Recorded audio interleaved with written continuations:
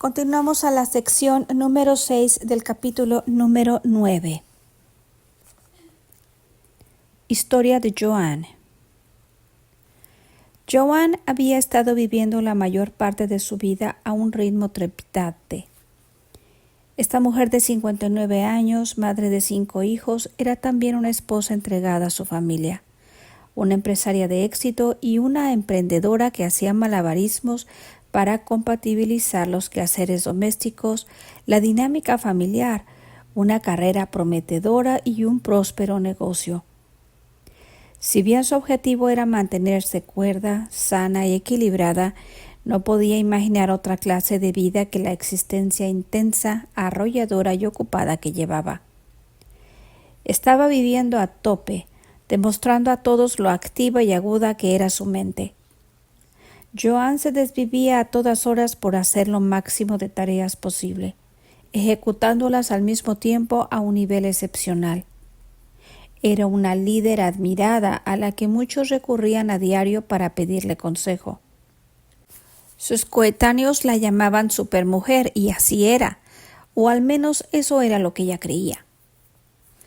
Pero todo acabó abruptamente en enero del 2008, cuando, tras salir del ascensor, Joanne se derrumbó a 15 metros de distancia de la puerta de su piso. Aquel día no se encontraba bien y había ido a un centro médico a hacerse un chequeo. En cuestión de segundos su mundo dio un giro de 360 grados y se descubrió aferrándose a la vida. Después de 8 meses de someterse a pruebas, los médicos le diagnosticaron esclerosis múltiple secundaria progresiva, una enfermedad crónica que se caracteriza porque el sistema inmunitario ataca al sistema nervioso central. Los síntomas varían mucho dependiendo de cada uno, pero pueden empezar creando entumecimiento en una pierna o un brazo y acabar derivando en parálisis e incluso en ceguera. Los síntomas no solo pueden ser físicos, sino también conllevar problemas cognitivos y psiquiátricos. En los últimos 14 años, los síntomas de Joanne habían sido tan vagos y esporádicos que no les había dado importancia. Creía que se debían al frenético estilo de vida que llevaba. Pero ahora su trastorno tenía una etiqueta y le sentó como una sentencia a cadena perpetua sin ninguna posibilidad de recibir la libertad condicional. Se descubrió arrojada en las profundidades del mundo médico occidental, acosada por sus fuertes creencias de que la esclerosis múltiple era una enfermedad incurable. Varios años antes del diagnóstico, Joanne había dejado aparcado el negocio familiar en Calgary para cambiar de vida y mudarse a Vancouver, en la costa oeste de Canadá, algo que su familia llevaba años deseando hacer. Después de la mudanza, Joanne se enfrentó a un reto tras otro mientras la situación económica y los recursos familiares se iban reduciendo, hasta que se quedaron en una situación muy precaria. La autoestima, la confianza en sí misma y la salud de Joanne se resintieron mucho. Su estado mental y físico empezó a declinar en cuanto descubrió que era incapaz de superar su entorno. La situación económica fue empeorando día a día, a la vez que los factores estresantes aumentaban. Al poco tiempo, la familia ni siquiera podía cubrir sus necesidades básicas de comida y un techo bajo al que cobijarse. A principios del 2007, Joanne, a la que todo el mundo tenía por una supermujer, tocó fondo y antes de acabar el año la familia regresó a Calgary. La esclerosis múltiple es una enfermedad inflamatoria en la que las vainas de mielina protectoras de las células nerviosas del cerebro y de la célula espinal se deterioran, junto con las fibras nerviosas, por lo que el sistema nervioso no puede comunicarse con distintas partes del cuerpo ni permitir señales adecuadamente. El tipo de esclerosis múltiple que Joanne desarrolló era progresiva, avanza con el tiempo y suele acabar causando problemas neurológicos permanentes, sobre todo en la etapa avanzada. Los médicos le dijeron que la enfermedad era incurable. Al principio Joan estaba decidida a no dejar que la esclerosis múltiple la definiera. Sin embargo, su discapacidad física empeoró rápidamente junto con un declive cognitivo. A medida que sus limitaciones aumentaban, tuvo que depender de los demás para los cuidados básicos. Debido a sus problemas sensoriales y motores, se vio obligada a usar muletas, un andador y una silla de ruedas. Al final tuvo que desplazarse en un scooter para minusválidos. Cuando su vida se derrumbó, era lógico que Joan se viniera abajo. Su cuerpo le hizo al fin el favor que se había estado negando a sí misma, es decir, la obligó a pararse en seco y exclamar «¡Basta!». Se había exigido demasiado.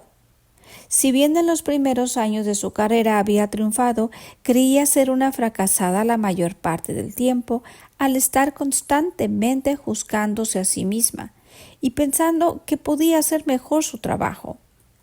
Nunca estaba satisfecha consigo misma. Por más cosas que hiciera, nunca la bastaban.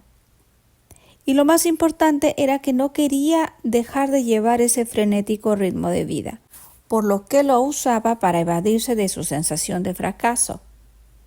Estaba siempre volcada en el mundo exterior, en sus distintas experiencias con personas y cosas en distintos momentos y lugares de su vida, para no tener que fijarse en su mundo interior de los pensamientos y sentimientos. Joan se había pasado la mayor parte de su vida apoyando a los demás, celebrando sus éxitos y animándoles, pero nunca dejaba que nadie la viera que le iba mal en su vida. Ocultaba su dolor a todo el mundo. Se pasaba el día dando energía, pero nunca la recibía de los demás. No se lo permitía a sí misma. Por eso había estado toda la vida negándose su propia evolución personal al no expresar nunca lo que sentía. Es lógico que cuando Joan intentó cambiar su mundo interior usando las condiciones del mundo exterior, manifestara inevitablemente solo fracasos. Cuando al final se vino abajo, se sentía tan débil y abatida que apenas le quedaban fuerzas para luchar por sobrevivir. Todo aquel tiempo que había estado viviendo en un estado de emergencia, reaccionando constantemente a las condiciones de su mundo exterior, la había dejado sin vitalidad, consumiéndole toda la energía de su mundo interior, el lugar donde se produce la regeneración y la curación. Se había quedado vacía. Subtítulo: Joan cambia su mente. Pero lo que Joan sabía con certeza era que las lesiones cerebrales y medulares que aparecían en la imagen por resonancia magnética no había sucedido de la noche a la mañana. Su cuerpo se había ido consumiendo poco a poco desde el mismo núcleo, el sistema nervioso central. Después de estar ignorando los síntomas durante todos esos años, ahora había llegado al punto de perder los nervios porque le daba miedo mirar a su interior. Aquellas sustancias químicas diarias habían estado llamando sin cesar a las puertas de sus células y al final los genes vinculados a las enfermedades habían respondido a la llamada activándose. Postrada en cama, se fijó la primera meta de ir deteniendo la progresión de la esclerosis múltiple. Había leído mi primer libro y sabía que su cerebro no distinguía entre lo que ella podía crear con sus pensamientos y una experiencia real externa, y que la práctica mental le permitiría cambiar su cerebro y su cuerpo.